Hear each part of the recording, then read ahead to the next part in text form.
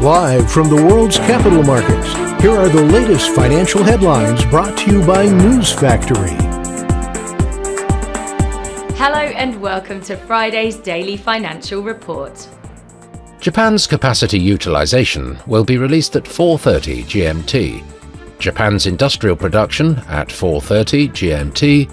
The US Baker Hughes US oil rig count at 17 GMT. The UK's CFTC GBP NC net positions will be released at 19:30 GMT.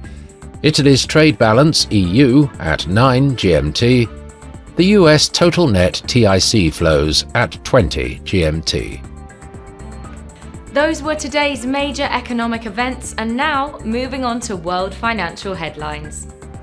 US stocks were mixed, with gains in Cisco Systems following an upbeat forecast, while United Health tumbled after a report of criminal investigation into the insurer.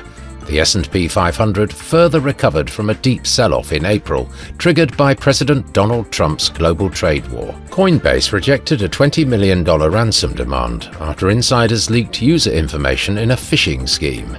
The exchange expects up to $400 million in reimbursement and remediation costs. Less than 1% of Coinbase's monthly transacting users' data was affected by the attack. The US dollar slipped after a flurry of economic data, including a gauge of consumer health that showed retail spending slowed in April as an uncertain economic outlook weighed on sentiment. And now let's hear what our chief analyst picked up for us today. The dollar fell 0.7% against the yen in the last trading session.